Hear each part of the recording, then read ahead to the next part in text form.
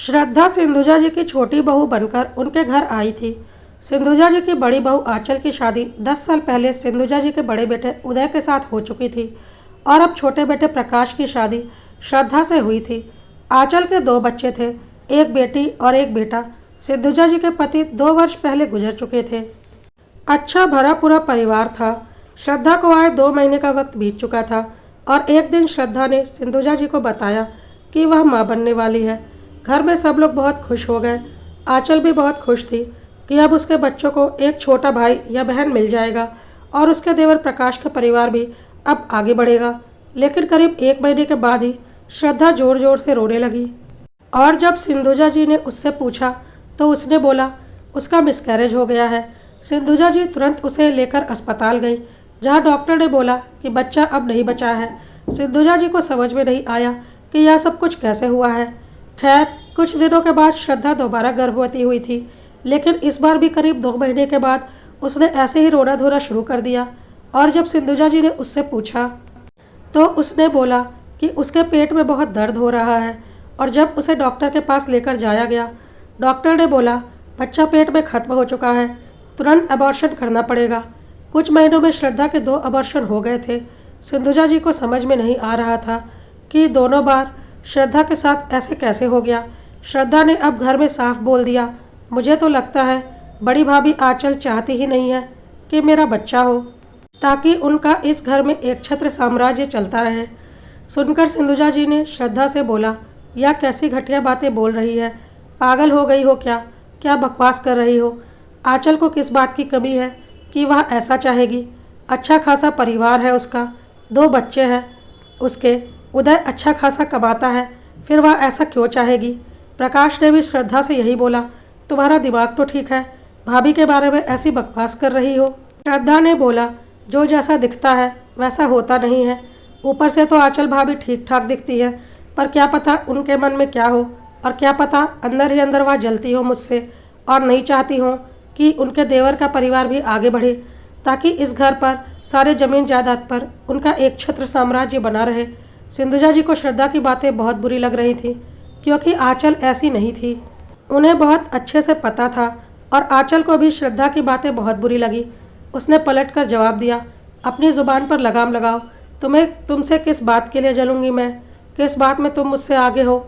ना पढ़ाई लिखाई में और ना व्यवहार में, ना मायके वालों की अमीरी के मामले में और ना ही पति की कमाई में, किसी भी मामले में नहीं। जलने के लिए भी तो अगले की औकात हमारे बराबर होनी चाहिए ना।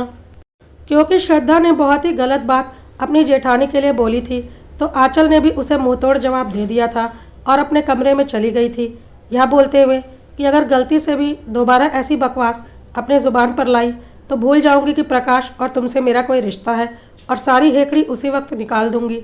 श्रद्धा को आंचल बहुत सीधी सादी लगती थी और उसे लगता था कि मैं कुछ भी बोलूँगी आंचल रिएक्ट नहीं करेगी, क्योंकि उसने कभी आंचल को रिएक्ट करते देखा ही नहीं था।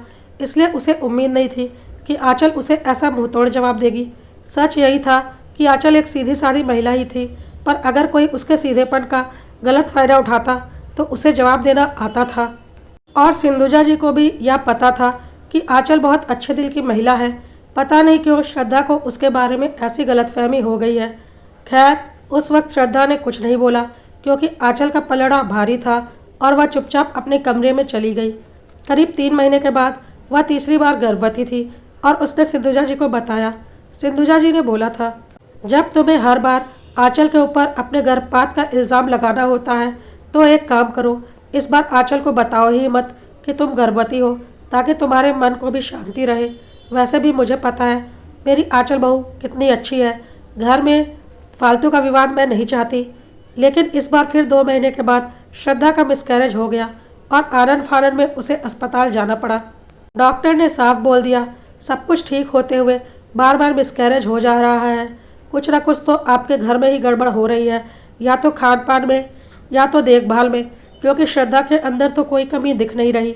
अब तो श्रद्धा ने घर में बवाल मचा दिया और सीधा सीधा आंचल के ऊपर अपना बच्चा खा जाने का इल्ज़ाम लगाने लगी, जिसे सुनकर आंचल भी बौखला गई और बोली, हाँ, मैं कोई बांझ हूँ ना जिसके बच्चे नहीं हैं, इसलिए मैं तुम्हारे ऊपर टोने टोटके करके तुम्हारे बच्चों को खा रही हूँ ताकि मेरी औलाद हो जाए। अरे बेवकूफ़ औरत, मैं पहले से 2 बच्चों की माँ हूँ। औकात नहीं है तुम्हारी कि मैं तुम्हारे मुँह भी लगूँ। जब देखो तब अपनी फालतू की बकवास करने चली आती हो। लेकिन श्रद्धा पूरी तरह से पागल हो चुकी थी और उसका एक ही कहना था कि उसके बच्चों को आंचल ही मार रही है, जिसे घर में कोई भी मानने को तैयार नहीं था। यहाँ तक कि खुद श्रद्धा का पति प्रकाश भी नहीं। प्रकाश का साफ कहना था कि 10 सालों से आंचल भाभी इस घर की बड़ी बहू है। मैं उन्हें बहुत अच्छे से जानता हूँ। तुम्हारी इस बकवास को मैं कभी नहीं मानने वाला। हाँ, मैं यह जरूर मान सकता हूँ कि तुम खुद कोई लापरवाही कर रही हो, जिसकी वजह से यह सब कुछ हो रहा है। श्रद्धा ने अब साफ बोल दिया, मैं इस आंचल के साथ इस घर में नहीं रहने वाली। आप इस घर के हिस्से कर दो, मैं अपने हिस्से में रहूँगी। इस घर में 2 फ्लोर हैं, ऊपर किराएदार हैं, उनसे घर खाली करवाओ।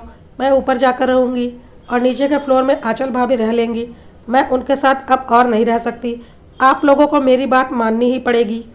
इस पर आंचल ने पलटकर जवाब दिया, अरे वाह, मेरे ही घर के हिस्से करवाने की बात हो रही है। कुछ पता भी है तुम्हें यह घर किसका है? बेवकूफ़ औरत, यह पूरा का पूरा घर मेरा है, ऊपर वाला फ्लोर भी और नीचे वाला फ्लोर भी। इस घर की मालकिन मैं हूँ, समझी, ना कि तुम्हारी सासू माँ। कहकर आंचल ने सिंधुजा जी की ओर देखा। सिंधुजा जी ने बोला, देखो श्रद्धा, यह घर मेरे बड़े बेटे उदय ने बनवाया है, वह भी अपनी कमाई से, और यह घर आंचल के नाम पर है, क्योंकि सीधी सी बात है, जिसके पति की कमाई है, घर भी उसी की पत्नी या उसके खुद के नाम पर होना चाहिए। तो इस घर का कोई हिस्सा तो नहीं हो सकता, और ना ही मैं आंचल बहू को छोड़कर कहीं जाने वाली हूँ। पिछले 10 सालों से बहुत सेवा की है उसने मेरी, और आगे भी करेगी। कभी उसने किसी के साथ बदजुबानी नहीं की। पहली बार देख रही हूँ तुम्हारे साथ उसे लड़ते हुए, और उसने बिल्कुल सही किया है तुम्हें जवाब देकर, क्योंकि तुमने कर्म ही ऐसे किए हैं तो जवाब तो मिलेगा ही। अब अगर तुम्हें इस घर में नहीं रहना तो तुम इस घर से जा सकती हो और अपना इंतज़ाम कर सकती हो। श्रद्धा ने सपने में नहीं सोचा था कि वह घर आंचल के नाम पर होगा। उसने प्रकाश की ओर देखा तो प्रकाश ने बोल दिया, माँ बिल्कुल ठीक कह रही हैं। यह घर भैया ने अपनी कमाई से बनवाया है, और यह घर भैया और भाभी का है। इस पर मेरा कोई हक नहीं है। अब अगर तुम्हें इस घर में नहीं रहना है तो तुम्हें किराए के घर में चलकर रहना होगा, क्योंकि अभी मेरे पास इतना बजट नहीं है कि मैं अपना घर खरीद सकूं। श्रद्धा ने बोला, वह सब कुछ मुझे नहीं पता।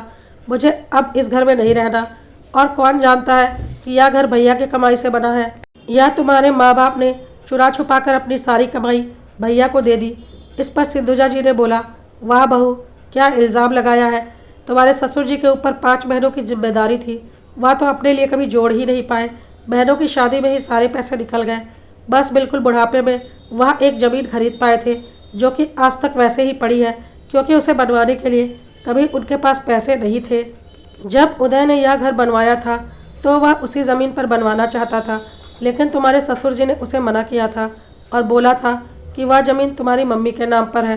तुम अपनी कमाई से घर बनवाओगे, लेकिन उस घर का बंटवारा तो होगा ही ना, फिर फालतू में भाई भाई में लड़ाई होगी। इससे अच्छा तुम अपना अलग घर बनवाओ। और उदय ने अपना यह घर बनवाया था। और आज मैं सोचती हूँ तुम्हारे ससुर जी ने कितनी होशियारी की बात की थी, नहीं तो जितने तुम शातिर और बदजुबान हो कि अभी यह घर अगर उस ज़मीन पर बना होता तो पता नहीं तुम क्या गुल खिलाती। श्रद्धा को अब समझ में आ गया था कि हर कोई आंचल की तरफ है, पर उसे यह नहीं समझ में आ रहा था कि हर कोई आंचल का इतना दीवाना क्यों है। शायद आंचल बहुत अच्छे व्यवहार की थी, और पिछले 10 सालों से उसने सारा घर बहुत अच्छे से संभाल रखा था, जो हुनर श्रद्धा में बिल्कुल नहीं था, क्योंकि वह बहुत स्वार्थी थी। खैर, श्रद्धा ने अपनी जिद नहीं छोड़ी और वह प्रकाश के साथ एक किराए के घर में शिफ्ट हो गई। उसे किराए के घर में शिफ्ट हुए 3 महीने ही हुए थे, लेकिन अब वह गर्भवती नहीं हो रही थी। तो एक दिन सासू माँ ने उसे ताना मार ही दिया, क्या बात है श्रद्धा, यहाँ तो तुम तुरंत गर्भवती हो रही थी, अब किराए के घर में गई हो तो गर्भवती क्यों नहीं हो रही। तो श्रद्धा ने बोला, यह सब कुछ अब मेरे हाथ में तो है नहीं, जब होना होगा हो जाएगा। सिंधुजा जी ने कुछ नहीं बोला। इसी तरह से करीब 8 महीने का वक्त बीत चुका था श्रद्धा को उस घर से निकले। अब श्रद्धा को पता चल रहा था कि किराए के घर में रहने पर कितना खर्चा लगता है। प्रकाश की सैलरी का एक बहुत बड़ा अमाउंट किराए में निकल जाता था। इसलिए श्रद्धा ने अब सिंधुजा जी पर दबाव डालना शुरू किया कि वह प्लॉट उसे दे दिया जाए, ताकि वह लोग उस पर अपना घर बनाकर रह सकें, क्योंकि आंचल भाभी और उदय भैया के पास तो पहले से अपना एक अच्छा खासा बड़ा घर है। लेकिन सिंधुजा जी का साफ कहना था, ऐसा कभी नहीं होगा। वह प्लॉट प्रकाश के पिताजी की है, जो कि मेरे नाम पर है, और उस पर मेरे दोनों बेटों का बराबर का हक है। मैं कैसे उसे तुम्हारे नाम पर कर दूं? अब श्रद्धा एक दिन घर आ गई और उसने आंचल से बोला, भाभी, आपके पास तो इतना बड़ा अच्छा खासा घर है, किसी बात की कोई कमी नहीं है। मम्मी से बोलिए कि वह प्लॉट हमें दे दें, हम उस पर अपना घर बना लेंगे, तो हमारी दिक्कत थोड़ी कम हो जाएगी, क्योंकि प्लॉट लेकर घर बनाना तो बहुत ही महंगा पड़ेगा। श्रद्धा को लगा था उसकी चिकनी चुपड़ी बातों में आंचल आ जाएगी, लेकिन आंचल ने साफ बोल दिया, यह सब कुछ अपनी कड़वी जबान खोलने से पहले सोचना चाहिए था, तब तो शायद मैं इसके लिए तैयार भी हो जाती, पर अब तो बिल्कुल नहीं। इतना गंदा और घटिया इल्ज़ाम लगाकर तुम इस घर से निकली हो, तो तुम्हें क्या लगता है मैं इतनी आसानी से इस बात के लिए मान जाऊंगी? वह ज़मीन पापा जी की खरीदी हुई है और उस पर दोनों भाइयों का बराबर का हक है। जब वह ज़मीन बटेगी तो अपना हिस्सा ले लेना, और अभी हमें कोई ज़रूरत नहीं है उस ज़मीन को बांटने की, बाकी मम्मी जी जाने। सिंधुजा जी ने भी साफ बोल दिया, मैं अपने जीते जी वह ज़मीन किसी के नाम नहीं करने वाली। मेरे मरने के बाद तुम दोनों आपस में बांट लेना। ठीक है, आंचल बहू मेरा बहुत ख्याल रखती है और मुझे पूरी उम्मीद है कि आगे भी रखेगी, लेकिन फिर भी मेरे हाथ में करोड़ों का एक प्लॉट है। अगर मैंने उसे भी अपने हाथ से निकाल दिया तो क्या पता कल को तुम दोनों बहू मुझे पूछो ही ना। इतनी पागल तो मैं हूँ नहीं। कहकर सिंधुजा जी ने भी अपने कमरे में चली गई। श्रद्धा को समझ में आ गया कि उसकी दाल नहीं गलने वाली, और वह बड़बड़ाती हुई वहाँ से चली गई। अब आंचल के घर में पेंटिंग का काम होने वाला था और श्रद्धा जिस कमरे में रहती थी उस कमरे की सफाई हो रही थी। साफ सफाई में श्रद्धा के कमरे से काफ़ी ज़्यादा मात्रा में गर्भ निरोधक गोलियों के पैकेट मिले थे, जिससे साफ पता चल रहा था कि श्रद्धा लंबे समय से गर्भ निरोधक गोलियां ले रही थी। तो अगर वह गोलियां ले रही थी तो उसके बार बार मिसकैरेज कैसे हो रहे थे? अब दोनों सास बहू का माथा ठनका। वह लोग उस डॉक्टर के पास गए जहाँ 3 बार श्रद्धा का अबॉर्शन हुआ था, और उससे साफ साफ बात की और बोला, देखिए डॉक्टर साहब, हमें सब पता चल चुका है कि हमारी बहू श्रद्धा कभी प्रेग्नेंट थी ही नहीं। इसके पूरे सबूत हैं मेरे पास। अब सारी बात आप साफ साफ बताइए, नहीं तो मैं पुलिस को बुलाऊंगी, और पुलिस जब दूसरे डॉक्टर से मेरी छोटी बहू की जांच करवाएगी तो खुद आपकी सारी कारस्तानी सामने आ जाएगी। अब डॉक्टर ने सारा सच बोल दिया और बोला कि श्रद्धा कभी गर्भवती नहीं थी, उसने हर बार मिसकैरेज होने का नाटक किया था। मुझे उसने पहले ही बता रखा था कि मुझे उसके अबॉर्शन का नाटक करना है, और मैंने वैसा ही किया। इस बात के लिए श्रद्धा ने मुझे अच्छे खासे पैसे दिए थे हर बार। मतलब साफ था श्रद्धा कभी गर्भवती थी ही नहीं। फिर उसने इतना घटिया इल्ज़ाम आंचल के ऊपर क्यों लगाया? अब सिंधुजा जी और आंचल सीधा श्रद्धा के घर पहुंची और उससे साफ साफ बोला, श्रद्धा, हमें अब सब पता चल चुका है, तुम गर्भवती थी ही नहीं, तो इतना घटिया इल्ज़ाम तुमने आंचल के ऊपर क्यों लगाया? सारी बात साफ साफ बताओ, नहीं तो तुम्हारी खैर नहीं। प्रकाश भी उस वक्त घर पर ही था। उसने अपनी माँ और भाभी से बोला, यह अब कैसी बातें कर रही हो, ऐसा कैसे हो सकता है? तो सिंधुजा जी ने बोला, यह देखो, तुम्हारी पत्नी लगातार गर्भ निरोधक गोलियां ले रही थी, तो वह गर्भवती कैसे हो सकती है?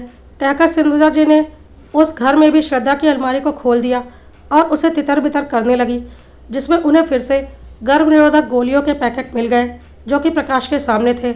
अब तो कोई सवाल बचा ही नहीं था। सिंधुजा जी ने आगे बोला, बस मुझे यह जानना है कि इसने आंचल के ऊपर इतना घटिया इल्ज़ाम क्यों लगाया? प्रकाश भी हैरान था यह सब कुछ देखकर, क्योंकि उसे कुछ भी अंदाज़ा नहीं था इस बात का।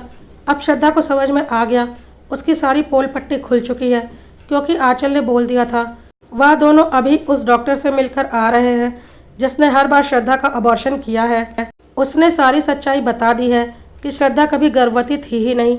अब श्रद्धा ने इतना गंदा खेल क्यों खेला, या तो श्रद्धा ही बताएगी। श्रद्धा ने बोला, मैं आप लोगों के साथ नहीं रहना चाहती थी, मैं प्रकाश के साथ अकेले अपने घर में रहना चाहती थी, इसलिए मैंने आंचल भाभी के ऊपर इल्ज़ाम लगाए ताकि मैं आसानी से उनसे अलग हो सकूं, क्योंकि प्रकाश कभी भी इस बात के लिए तैयार नहीं होते। बहुत ज़्यादा प्यार करते थे वह आपसे और अपने परिवार से, इसलिए मैंने आप लोगों से अलग होने के लिए यह तरीका अपनाया। और रही बच्चों की बात, तो बच्चा चाहिए किसे? अभी तो 2-3 साल मुझे आराम करना है, उसके बाद बच्चों के बारे में सोचूंगी, लेकिन अलग होने के लिए कोई बहाना तो चाहिए था ना। बस गलती यह हो गई कि मुझे नहीं पता था कि वह घर आंचल भाभी के नाम पर है। मुझे लगा मैं अपना हिस्सा लूँगी और आराम से अपने हिस्से में स्वतंत्रता के साथ रहूँगी, लेकिन वहाँ पर गड़बड़ हो गई। और फिर आप भी तो एक अड़ियल बुढ़िया निकली, खाली प्लॉट रखी हुई है, लेकिन उसे भी अपने छोटे बेटे को नहीं दे सकती। इतनी लालची बुढ़िया हैं आप। श्रद्धा बहुत बदतमीजी से बात कर रही थी। प्रकाश ने एक जोरदार तमाचा श्रद्धा को लगाया और बोला, हिम्मत कैसे हुई मेरी माँ के लिए ऐसे शब्द निकालने की। तो श्रद्धा ने बोला, मुझे पता था तुम श्रवण कुमार हो, इसलिए तो यह सब नाटक करना पड़ा। अगर तुम सही होते और अपनी पत्नी के बारे में सोचते तो मेरे एक बार कहने से ही तुम अलग हो जाते। लेकिन मुझे पता था तुम्हें इन लोगों से अलग करवाना इतना आसान नहीं था, इसलिए मुझे इतना नाटक करना पड़ा। प्रकाश को कुछ समझ में नहीं आ रहा था कि श्रद्धा इतनी नीच और घटिया हरकत कैसे कर सकती है। लेकिन आंचल को बहुत गुस्सा आ रहा था और उसने एक जोरदार तमाचा श्रद्धा को लगाया और बोला, तो अलग होने के लिए मेरे ऊपर इतना गंदा और घटिया इल्ज़ाम लगाने की तेरी हिम्मत कैसे हुई? तुझे अलग होना था तो हो जाती, लेकिन मेरे ऊपर इतना घटिया इल्ज़ाम लगाकर अलग हुई। श्रद्धा को बहुत जोर का गुस्सा आ रहा था। उसने भी हाथ उठाया आंचल के ऊपर, लेकिन उसका हाथ पकड़कर आंचल ने उसे जोर से मरोड़ दिया और बोला, गलती से भी दोबारा ऐसी गलती मत करना, वरना पता नहीं मैं क्या करूँगी। मुझे फिल्मों वाली सीधी सादी बड़ी बहू मत समझना, तुम जैसों की औकात मैं चुटकी बजाकर दिखा सकती हूँ। कहकर आंचल ने श्रद्धा को पीछे की ओर धकेल दिया और प्रकाश से बोला, प्रकाश भैया, पत्नी के मामले में आप बहुत दुर्भाग्यशाली हैं कि आपकी ज़िंदगी में यह मनहूस आ गई है जिसने पूरा परिवार तोड़ कर रख दिया, तो भोगना तो आपको पड़ेगा ही। बस आपसे एक रिक्वेस्ट है, अपनी इस मनहूस बीवी को लेकर कभी मेरे घर में कदम मत रखिएगा। माँ से मिलने आना हो तो ज़रूर आइएगा, पर अकेले। और सिंधुजा जी ने भी बोला, पता नहीं वह कौन सी मनहूस घड़ी थी कि तुझे अपने घर की बहू बनाने का फैसला किया था मैंने। बेचारा मेरा प्रकाश, उसके ज़िंदगी में तेरे जैसी घटिया औरत लिखी हुई थी, पर क्या कर सकते हैं, इसमें तो किसी का कोई दोष नहीं। अभी भी वक्त है, सुधर जा और अपना घर परिवार संभाल ले। कहकर आंचल और सिंधुजा जी वहाँ से अपने घर के लिए निकल गई। श्रद्धा को भी समझ में आ चुका था कि उसकी हेकड़ी अब हर जगह चलने से रही, खास करके आंचल के सामने, क्योंकि वह रिश्तों को लेकर चलने वाली एक समझदार महिला होने के साथ साथ अपने सम्मान और अपने हक की लड़ाई लड़ना भी जानती थी।